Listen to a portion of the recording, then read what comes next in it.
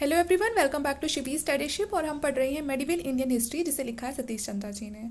आज हम इस पर डिस्कस करने वाले हैं बाबर के बारे में कि किस तरह से जो बाबर है उसकी जो लड़ाइयाँ हैं अफगानियों के साथ भी होती है, जिसको लीड करते हैं महमूद लोदी, और दूसरा नुसरत शाह ऑफ बंगाल। ऑलरेडी इससे पहले हम इस चैप्टर को डिस्कस कर चुके हैं 3 पार्ट्स में, और ये चैप्टर 12 है हमारा, जिसमें हम पढ़ रहे हैं नॉर्थ इंडिया में क्या क्या स्ट्रगल रहे हैं जब बाबर ने इंडिया को इन्वेड किया था।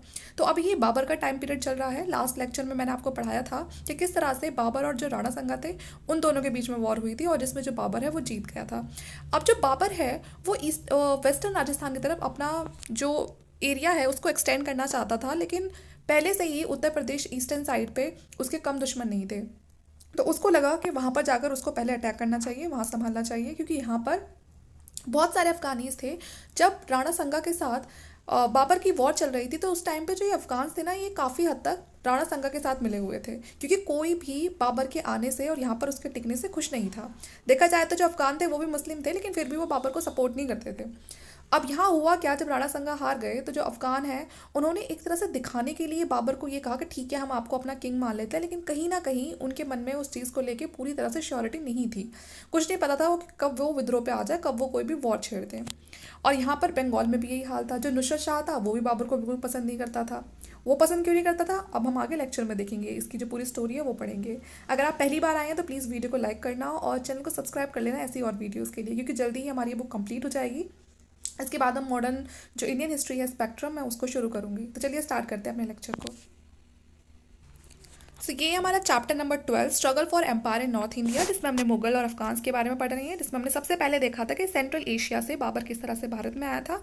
उसके बाद फिर इसमें हमारा जो सेकंड टॉपिक था वो था कॉन्क्वेस्ट ऑफ इंडिया, कि बाबर में किस तरह इंडिया पे किस तरह से बाबर ने अटैक किया। आफ्टर देन हमने क्या पढ़ा था, द बैटल ऑफ पानीपत, जो 1526 में हुई थी, और ये बैटल ऐसी थी जिसने पूरी नॉर्थ इंडिया की जो हिस्ट्री थी उसको बदल कर रख दिया था। अगर इसमें से कोई एक भी जीत जाता, जैसे कि बाबर जीता, तो मुगल का जो पूरा एम्पायर है आपने देखा ना कितने साल तक आगे वो चलेगा। और अगर यहाँ पर बाबर हार जाता तो सारी पावर किसके हाथ में पहुँच जाती, वो राजपूत के हाथ में पहुँच जाती। तो कहीं ना कहीं एक जो हिंदू डायनेस्टी है उसकी फॉर्मेशन हो जाती है एक लंबे टाइम तक।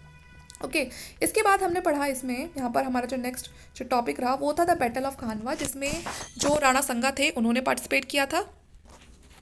सॉरी, मैंने आपको बैटल ऑफ खानवा की स्टोरी बैटल ऑफ पानीपत में बता दी फ्लो फ्लो में। देखिए बैटल ऑफ पानीपत में क्या होता है, वो लड़ाई होती है बाबर और इब्राहिम लोदी के बीच में। जो राणा संगा जी है उनके साथ लड़ाई होती है द बैटल ऑफ खानवा।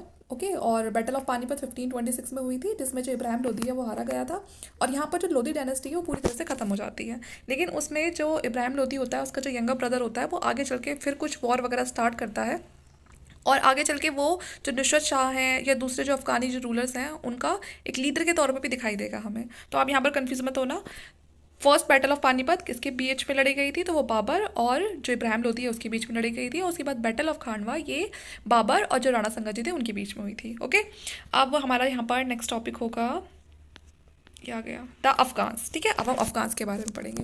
तो यहाँ पर बताया गया है, although the Afghans had been defeated, they had not been reconciled to the Mughal rule, and eastern Uttar Pradesh was still under the domination of Afghan chief who had tendered their allegiance to power but were prepare to throw it off at any time.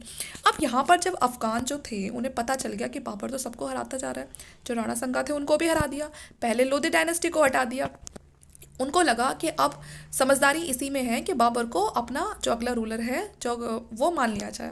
वो ऐसे ही करते हैं, लेकिन कहीं ना कहीं उनके मन में ये बात रहती है कि जैसे ही उनको मौका मिलेगा तो वो इसको तुरंत हटा देंगे, और वो होता है ना दिल से अपनाने वाली जो बात होती है, वो उनके मन में बाबर के लिए नहीं थी। The Afghan sardar were being backed by Nusrat Shah the ruler of Bengal. अब सबसे पहले जानते हैं कि ये नुसरत शाह कौन था। तो ये रूलर ऑफ बंगाल था, अफगान सरदार था, और इसकी शादी होती है जो इब्राहिम लोदी है। इब्राहिम लोदी कौन है, जो फर्स्ट बैटल ऑफ पानीपत में बाबर के आगे हार गया है ना, लोधी डायनेस्टी को जो बाबर के टाइम पे रूल कर रहा था। जब बाबर भारत में आया तो उस टाइम पे लोधी डायनेस्टी को कौन रूल कर रहा था, इब्राहिम लोदी। तो इब्राहिम लोदी की जो बेटी थी उसकी शादी हुई थी नुसरत शाह से, और नुसरत शाह कौन था, द रूलर ऑफ बंगाल। तो इसलिए जो नुसरत शाह था ये अपनी यहाँ पर रिश्तेदारी निभा रहा था। हालांकि जो पहले ये शादियाँ वगैरह होती थी ये सिर्फ अपने जो कह सकते हैं ना अपनी जो रूलिंग पावर है सिर्फ उसको बढ़ाने के लिए होती थी, लेकिन यहाँ पर अब जो इब्राहिम लोदी है एक तरह से उसका बदला लेने के लिए नुसरत शाह यहाँ पर बाबर से गुस्सा होकर बैठा था कि और कि अब ये आएगा और मैं इसको मार दूंगा, ये वाली बात थी। Earlier, the Afghans had ousted the Mughal officials in eastern Uttar Pradesh and reached up to Kannauj.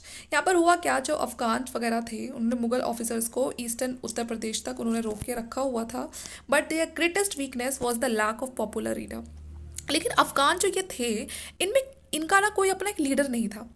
जैसे होता है ना, एक इनको लीड करने वाला जो इंसान होता है वो नहीं था। After some time Mahmud Lodi, the brother of Ibrahim Lodi who had fought against Babur at Khanwa, reached Bihar and the Afghan held him as their ruler and mustered strong under him.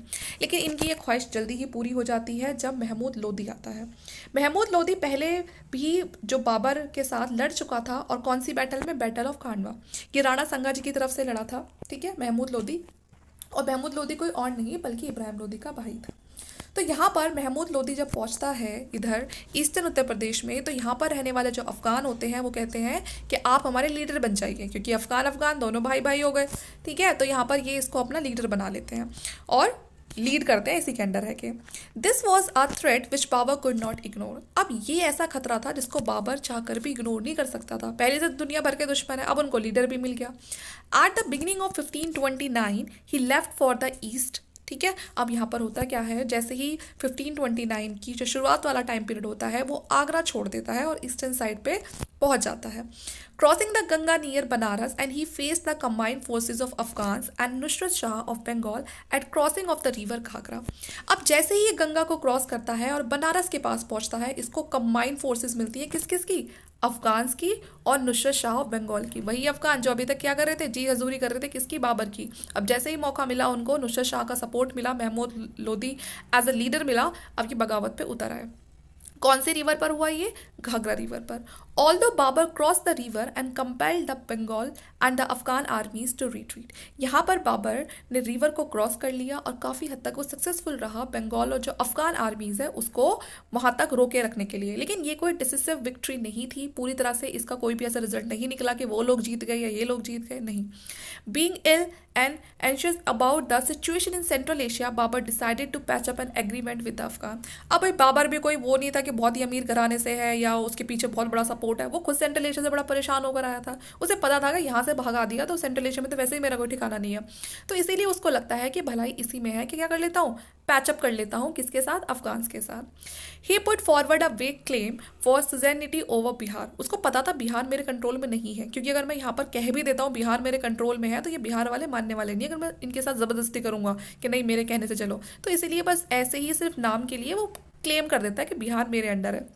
हालांकि यहाँ पर रहने वाले जो लोग थे वो काम सब अपने हिसाब से ही कर रहे थे, अफगान चीफ अपने हिसाब से ही कर रहे थे। और यहाँ पर वापस बाबर चला जाता है बिहार को ऐसे ही छोड़ के अफगान चीफ के हवाले, ये बोल के कि हाँ ठीक है मैंने इसको, ये मेरी अंडर बस काम करा इस तरह से। He also patch up a treaty with Nusrat Shah of Bengal. वो एक ट्रीटी नुसरत शाह ऑफ बंगाल के साथ भी करता है और उसके बाद वो वापस आगरा आ जाता है। Shortly afterward Babur died near Lahore while on his way to Kabul.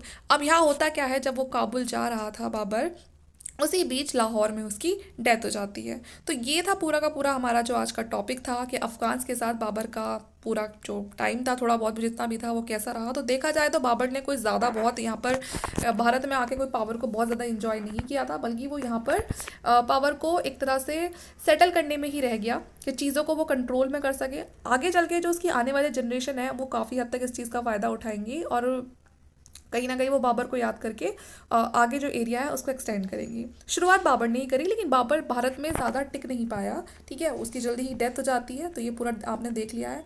अब हमारा जो नेक्स्ट टॉपिक होगा वो होगा significance of Babar's advent into India, कि बाबर जब भारत में आया तो उसकी क्या सिग्निफिकेंस रहे। तो इसको हम पढ़ेंगे हमारे नेक्स्ट लेक्चर में। एक लेक्चर में हम एक ही टॉपिक को कवर करेंगे जिससे पढ़ने में आपको आसानी रहे और मुझे आपको बताने में ज़्यादा लंबा लेक्चर भी ना हो। तो चलिए आज के लिए इतना ही बहुत है। आपको ये पूरा का पूरा जो छोटा सा टॉपिक है ये कैसा लगा प्लीज़ मुझे कमेंट करके ज़रूर बताइएगा। अगर आप यहाँ तक पहुँचे हैं तो प्लीज़ वीडियो को लाइक करके ही जाना अब, और चैनल को सब्सक्राइब कर लेना ऐसी और वीडियोज़ के लिए। Thank you.